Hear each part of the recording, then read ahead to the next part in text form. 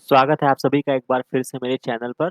तो अब हम यहाँ पे कुछ और टॉपिक्स को डिस्कस करने वाले हैं जो कि आपके एग्ज़ाम पॉइंट ऑफ व्यू से मोस्ट इम्पोर्टेंट है। और उसी क्रम में एक डिज़ीज़ और होती है जिसको आप फ़ैमिलियर होंगे, जिसको फाइलेरियासिस बोलते हैं। बेसिकली इसको लिम्फेटिक फाइलेरियासिस बोलते हैं। अगर हम इसके फैमिली में जाएँ कि ये कौन-स के फैमिली के मेंबर जो होते हैं वो डिज़ीज़ कॉज़ करते हैं, तो बेसिकली ये आपके हेलमिंथीज़ फैमिली में आते हैं, ठीक है? इसको आप देख लीजिएगा, आसानी से आपको मिल जाएगा। हेलमिंथिक डिज़ीज़ इनको बोला जाता है। हेलमिंथीज़ फैमिली के मेंबर होते हैं जो इसको कॉज़ करते हैं।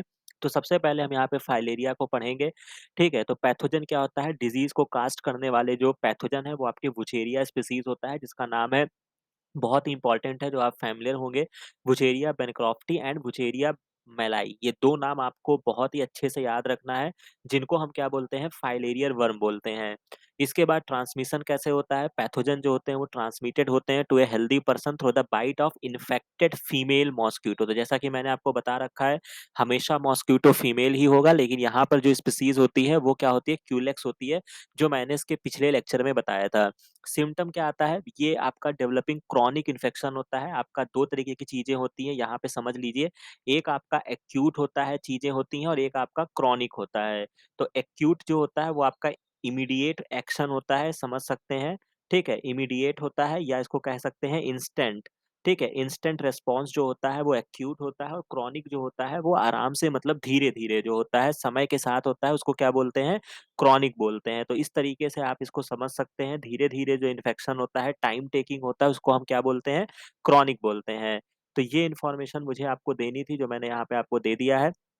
अब यहाँ पर क्या होता है, यहाँ पे इन्फ्लेमेशन होता है जो कि मैनी इयर्स तक होता है। द यूजुअली क्या करता है, ये अफेक्ट द लिम्फेटिक वेसल्स। तो ये याद रखिएगा, इसीलिए इस डिजीज़ को लिम्फेटिक फाइलेरियासिस बोलते हैं, क्योंकि ये आपके लिम्फेटिक ऑर्गन, या कह लीजिए ये आपके लिम्फेटिक सिस्टम को इफ़ेक्ट करता है, ठीक है? तो सीधा क्वेश्चन आपसे पूछा जाएगा, तो इसको याद रखिएगा। The disease is characterised by the swelling of the leg हो जाता है, स्क्रोटम जो कि आपके मेल जेनिटल ऑर्गन का पार्ट होता है, other parts of the body. इसीलिए इसको क्या बोलते हैं? एलिफेंटियासिस बोलते हैं। एग्ज़ाम में आपसे पूछा जाएगा, ठीक है? मतलब हाथी पाँव इसको बोला जाता है, कि जो आपके पैर होते हैं, इतनी ज़्यादा स्वेलिंग हो जाती है कि वो हाथी के जैसे हो जाता है, ठीक है? Due to resemblance to a leg of elephant, the genital organ भी आल्सो अफेक्टेड होते हैं, resulting in the gross deformities.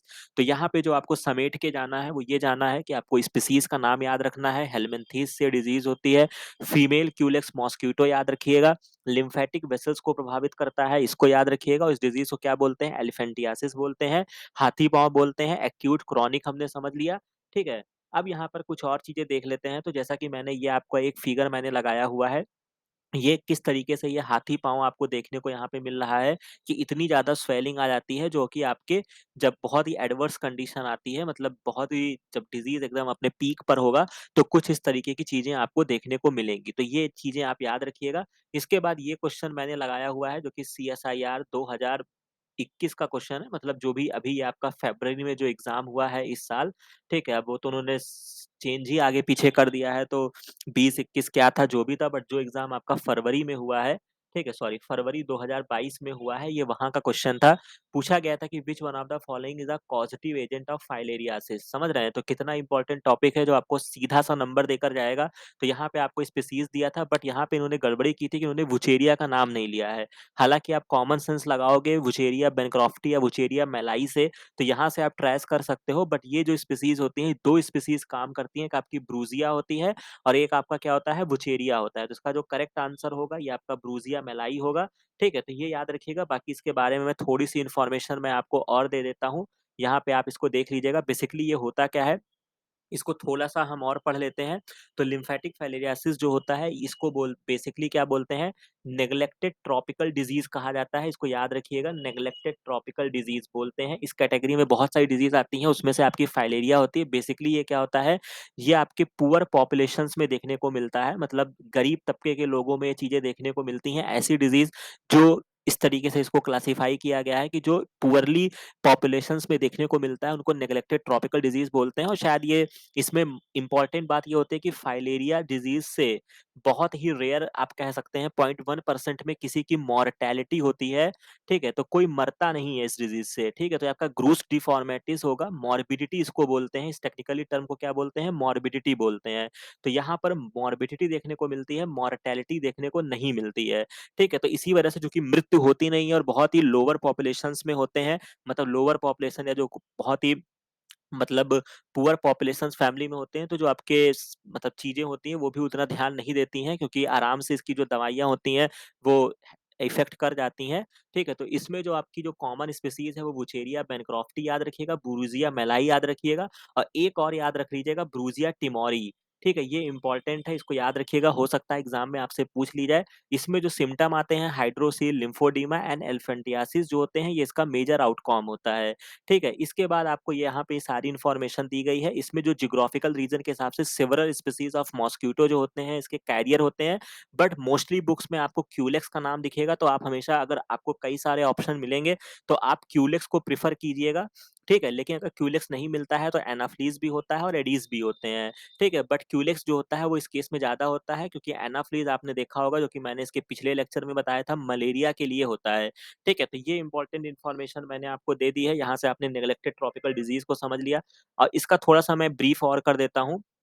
सबसे जो इम्पोर्टेंट चीज़ है, इसके लिए जो ड्रग दिया जाता है, वो एल्बेंडाज़ोल होता है इन कॉन्जुगेशन विद डाइएथाइल कार्बाजीन या एवरमेक्टिन, ठीक है? तो ये आपने जब एवरमेक्टिन का नाम आपने जब आपने कोरोना काल में आपने देखा होगा, जब आपको कोरोना हुआ होगा या नहीं भी हुआ होगा और फैमिली मेंबर में किसी को आपने देखा होगा या आपने न्यूज़ चैनल पे देखा होगा, तो डॉक्टर वहाँ पे एवरमेक्टिन दे रहे थे। हालाँकि ये किस तरीके से यहाँ पे भी वायरस के खिलाफ इफ़ेक्ट कर रहा था, ये अननोन था, ठीक है? जो भी रिसर्च हुई होंगी, वो बाद में पता चली, बट ये बाय डिफ़ॉल्ट एवरमेक्टिन जो था वो कोरोना पर भी इफ़ेक्ट दिखा रहा था। तो इसके लिए जो ड्रग यूज़ की जाती है वो डाइएथाइल कार्बाजीन होता है और एवरमेक्टिन दिया जाता है एल्बेंडाज़ोल के साथ, ठीक है? तो ये कॉमन ड्रग होती हैं जो आप जानते हैं। अवेलेबल्स ड्रग जो होती हैं, जो कि इसमें कोई भी वर्म होते हैं तो उसमें कई सारी स्टेजेस होती हैं, मतलब माइक्रोफाइलेरी एक स्टेजेस होती है, जब इसका छोटा स्टेज होता है, फिर ये L1 स्टेज में आता है, फिर L3 जो होता है ये इसका कॉज़ेटिव एजेंट होता है, मतलब इस तरीके से आप समझ सकते हैं, भी मैं आगे आपको दिखा दूँगा। जैसे कि मलेरिया के केस में आपका स्पोरोजॉइट जा रहा था, समझ में आ रही है बात? मलेरिया के केस में। उसी तरीके से यहाँ पे जो इन्फेक्शियस एजेंट होता है वो आपका क्या होता है L3 स्टेज होता है वर्म का। तो ये आपको याद रखना है। बाकी जो अवेलेबल ड्रग्स जो हैं वो आपकी फाइलेरिसाइडल हैं, मतलब वो माइक्रोफाइलेरिया पे करती हैं इफ़ेक्ट, लेकिन वो एडल्ट वर्म को किल नहीं कर पाती हैं। इसीलिए जो थोड़ी बहुत रिसर्च इस समय इसके रिगार्डिंग चल रही है, वो चल रही है। बाकी इसकी जो मोस्टली चीज़ें हैं वो कंट्रोलेबल कर ली गई हैं। इसके अलावा इसके लिए कोई वैक्सीन अवेलेबल नहीं है और इम्पोर्टेंट चीज़ मैं आपको बता देता हूँ, हालाँकि ये रिसर्च के पॉइंट ऑफ व्यू से इम्पोर्टेंट है, बट ठीक है, जान लीजिए। ट्रॉपिकल पल्मोनरी स्नोफिलिया एक डिज़ीज़ होती है, तो अगर आपसे पूछा जाएगा एग्ज़ाम में कि ये किससे रिलेटेड है, तो ये आपका फाइलेरिया से रिलेटेड है। Serious inflammatory disorder of the lungs में डिसऑर्डर हो जाता है। Small minor patient that infect with filaria parasite जब यहाँ पे होता है, तब कहीं-कहीं पर ट्रॉपिकल पल्मोनरी स्नोफिलिया भी देखने को मिलता है, क्योंकि ये जो होते हैं, ये थोड़े से मूव करते रहते हैं। इसके बाद लंग फाइब्रोसिस हो जाती है, डेथ हो जाती है। इस केस में क्या होता है, शो डोमिनेंस ऑफ स्नोफिल्स जो होते हैं वो आपकी बॉडी में इंक्रीज़ हो जाते हैं। तो ये सारी स्टोरी है। बहुत ज़्यादा तो नहीं, थोड़ी बहुत चीज़ें जान लीजिएगा, हो सकता है एग्ज़ाम में पूछ लिया जाए। और ये मैंने एक सिंपल सा आपके लिए चार्ट लगाया हुआ है, ये आपको सीडीसी की वेबसाइट पे आराम से देखने को मिल जाएगा। बेसिकली क्या होता है, ये आपका मॉस्क्यूटो होता है जो आपका टेक करता है, जब आपका मॉस्क्यूटो आपको बाइट करता है, तो वो L3 स्टेज के लार्वा को, मतलब जो आपका ये फाइलेरिया का जो बुचेरिया का है, उसका L3 स्टेज जो होता है वो आपकी बॉडी में एंटर करता है। जब आपकी बॉडी में आता है तो ये एडल्ट्स में कन्वर्ट हो जाता है। एक आपका मेल बन जाएगा, एक आपका फीमेल होगा, मतलब ऐसे कई सारे जो भी आपको बाइट करेंगे, तो एक मान लीजिए कि एक बार बाइट किया तो मेल पॉपुलेशन आ गई, फिर आपका फीमेल आ गया, सो कन्वर्ट हो गया। फिर क्या होगा कि ये आपका मेल हो गया, फीमेल हो गया, इन्होंने मेटिंग की और उसके बाद इन्होंने माइक्रोफाइलेरी लार्वा बना दिया ताकि ये साइकिल चलती रहे। तो जब ये माइक्रोफाइलेरी हो गया, तो फिर क्या हुआ कि दूसरे मॉस्क्यूटो ने जब आपको बाइट किया, तो वो क्या करेगा, इंजेस्ट कर लेगा माइक्रोफाइलेरी, मतलब अब माइक्रोफाइलेरी उसके बॉडी में चला गया है। वहाँ पर ये ग्रोथ करेगा मिडगट वगैरह में, फिर वो L1 स्टेज में आएगा, फिर L3 स्टेज में आएगा और फिर उसके प्रोबोसिस मतलब डंक के पास आ जाएगा, मतलब डंक का मतलब जो उसका बाइटिंग ऑर्गन होता है, वहाँ से आएगा और फिर क्या करेगा, जब भी वो आपको काटेगा तो वो L3 स्टेज में आप में ट्रांसफर होगा। तो ख़ैर आपके लिए जो इम्पोर्टेंट चीज़ है ये इसकी लाइफ साइकिल है।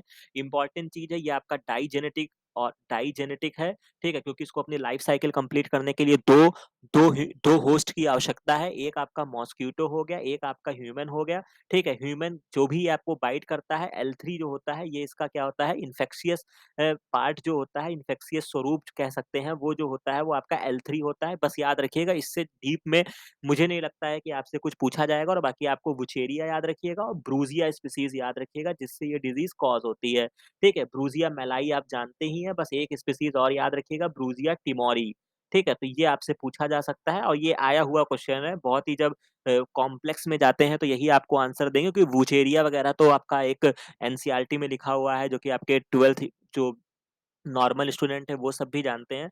तो मास्टर्स लेवल पे जो इम्पोर्टेंट है तो वो चीज़ था, तो हालाँकि ठीक रहेगा तो हो सकता है कि आपको इस क्वेश्चन से सामना हो जाए। तो इसी वजह से मैंने इस पार्ट को कवर कर दिया है। बाकी ये वीडियो अच्छा लगा हो और ऐसे ही अगर आप शॉर्ट में बहुत सारे लेक्चर्स चाहते हैं, तो इस चैनल को सब्सक्राइब कीजिए, लाइक कीजिए और कु एग्ज़ाम के कुछ दिन ही बचे हुए हैं, तो अच्छे से चीज़ों को रिवाइज़ करिए। इस चैनल पे भी जितने वीडियोज़ अवेलेबल हैं, उनको भी सुनते रहिए, देखते रहिए, पुराने वीडियोज़ को भी रिकॉल करिए। बाकी कुछ चीज़ें नहीं समझ में आती है तो उसको कमेंट सेक्शन में ज़रूर बताइएगा। बाकी मिलते हैं नेक्स्ट वीडियो में नेक्स्ट इन्फॉर्मेशन के साथ। Thank you very